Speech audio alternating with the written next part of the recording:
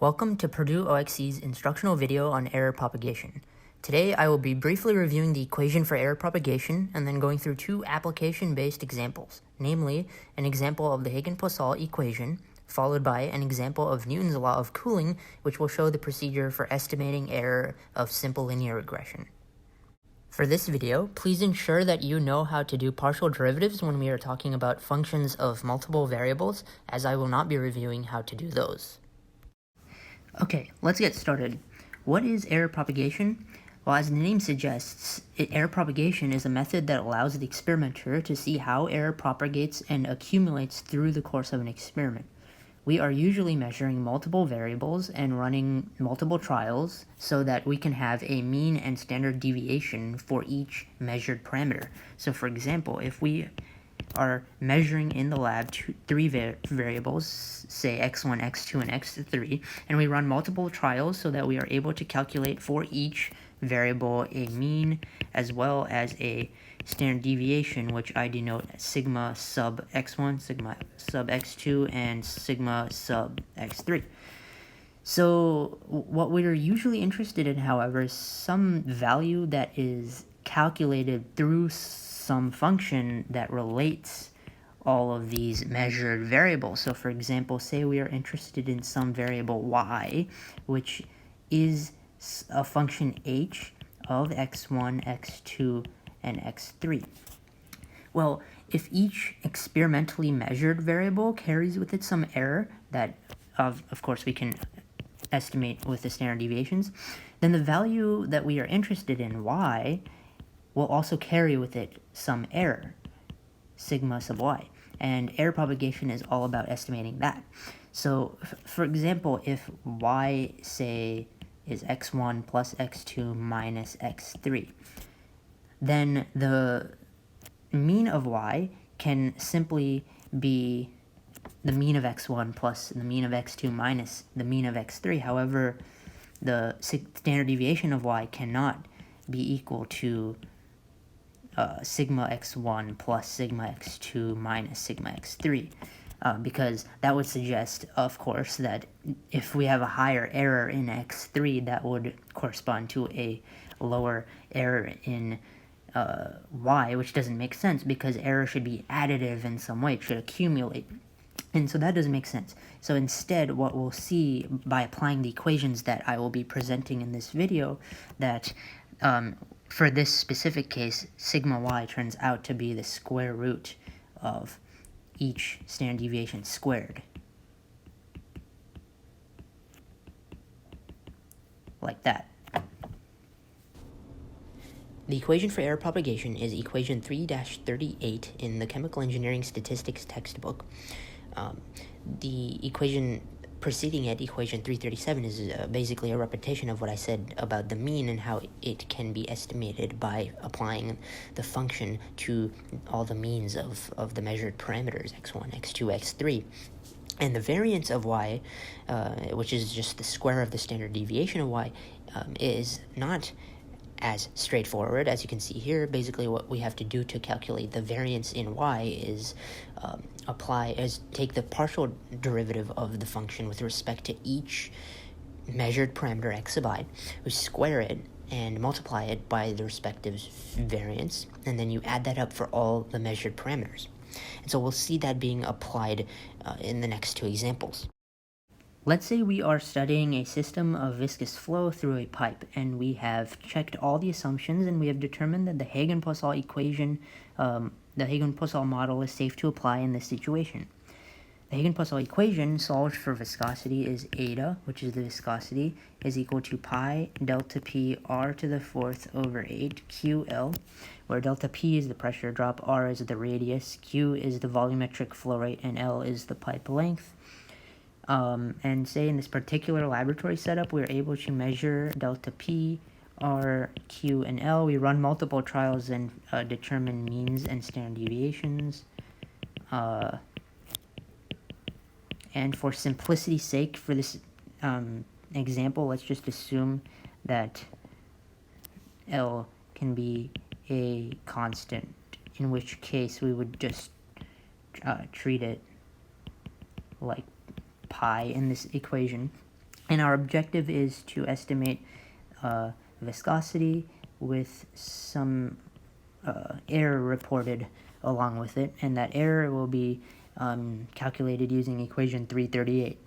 Okay, so the first step is to apply that equation 338 in the textbook, from which we can determine the variance. Then we'll just take the square root to determine an estimation for the standard deviation in viscosity. And this is equal to just applying equation 338, partial derivative of this viscosity, this equation, with respect to each measured parameter, squared times delta, the variance in delta p. And this partial derivative will be evaluated at the means, and we'll see what I mean by that with respect to the next one. So radius squared, again, evaluated at the means, times sigma r squared, plus, with respect to q, squared times sigma q squared. And we'd have a fourth term if we did not assume this, that L is a constant. Okay, so to quickly go through these partial derivatives, this is equal to pi r to the fourth over 8ql, and applying it and evaluating it at the means. Basically what I mean by that is wherever you see an experimental variable, you plug in the mean. So plug in the mean here, and mean here. Well, the length is assumed constant, so there's no mean, actually.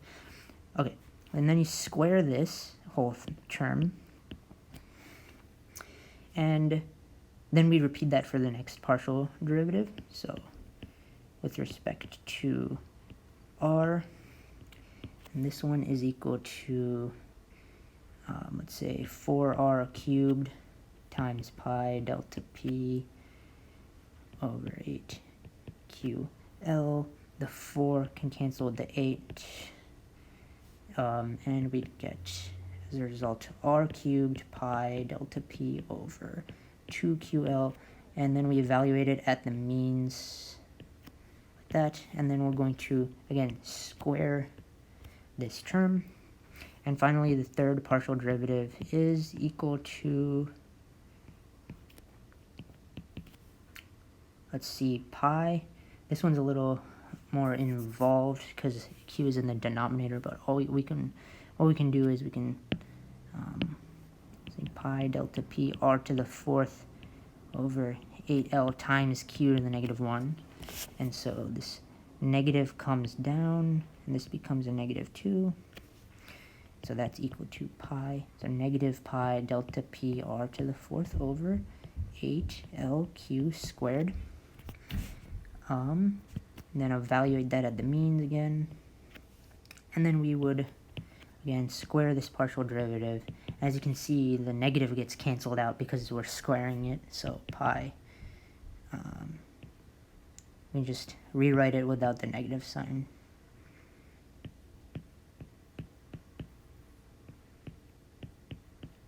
There we go. Okay.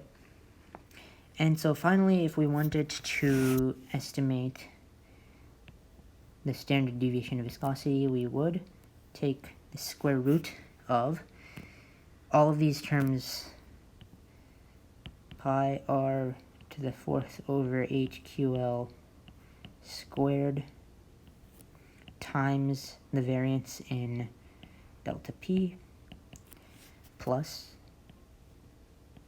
r cubed pi delta p over 2ql squared times the variance of r. And finally, running out of space here, just putting in the final term, pi delta p r to the fourth over 8lq squared. And then that whole thing squared times the variance of q. And so this square root goes over the entire thing. And that is how you estimate the standard deviation of the viscosity in this case. In the end, if you were, say, interested in exploring the effect of some other experimental parameter, say temperature on viscosity, and you wanted to make a plot in the end, let me just make some space here. If you wanted to make a plot of say viscosity versus temperature. Say this entire experiment was done at one temperature, and you got this value for your standard deviation. That becomes the error bar plus or minus 1 standard deviation. And then you repeat the entire experiment at a second temperature, and you get a second data point on this graph.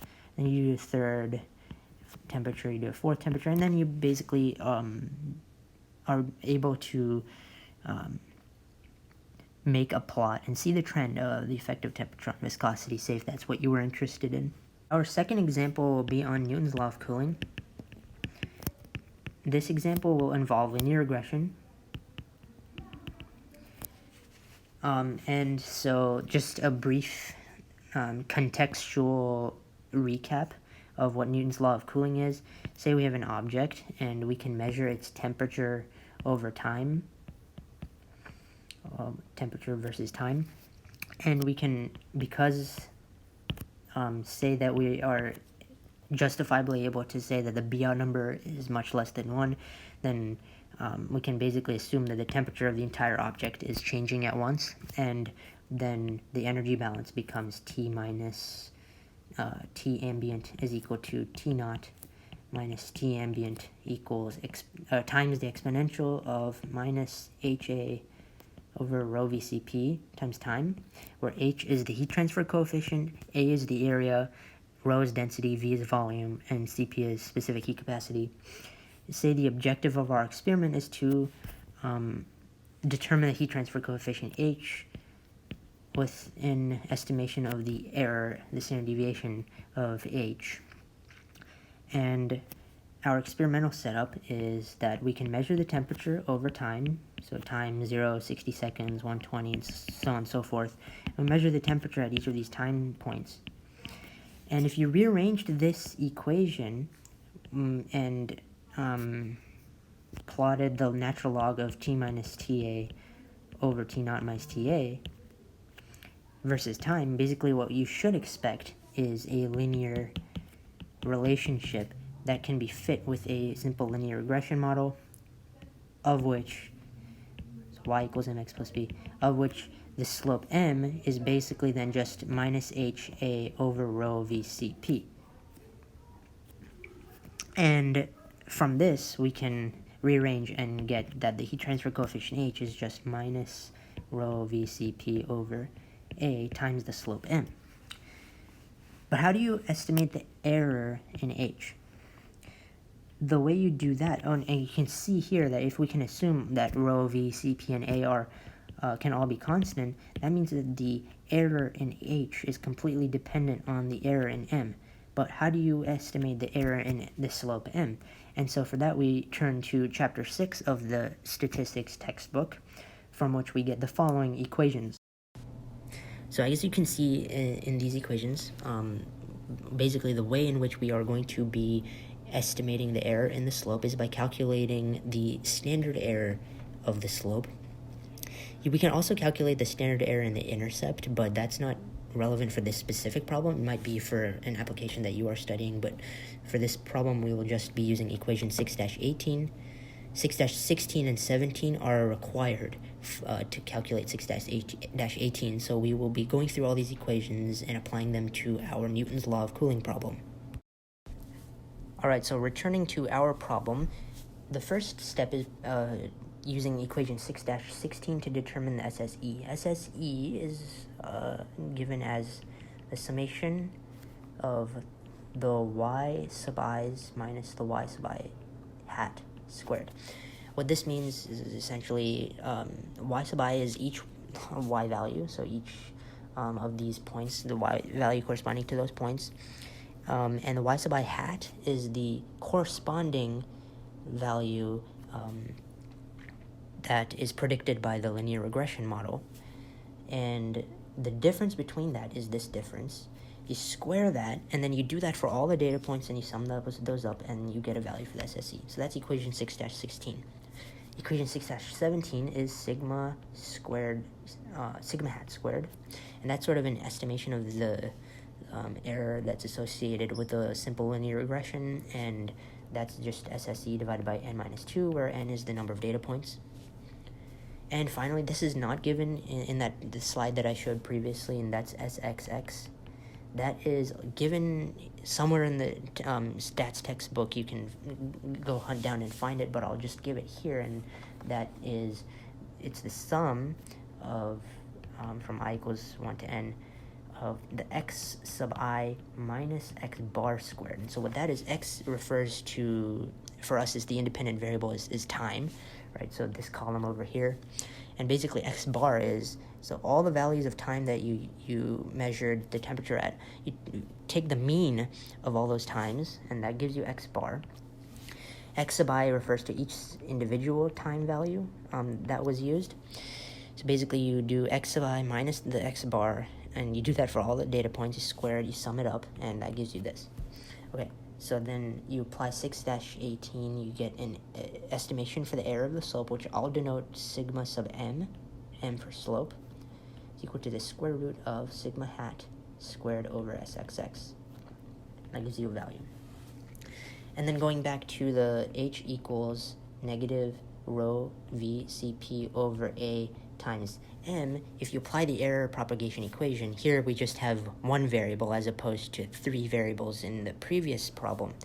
If you apply that equation, what you get is the variance in h is equal to rho v cp over a squared, and I left the negative out because the square basically gets rid of it, times the variance in the slope, and you take the square root of both sides, and what you get is that your estimation for the uncertainty in the heat transfer coefficient can be estimated by rho v cp over a times the error in the slope, which we found using this method. And this gets you the final value that you want to report, which is the value you got from the regression plus or minus this uncertainty. That's what you would want to report. Okay, so this concludes the error propagation video. Please do not hesitate to leave a comment if you had any questions or remarks, and make sure to like and subscribe. Thank you.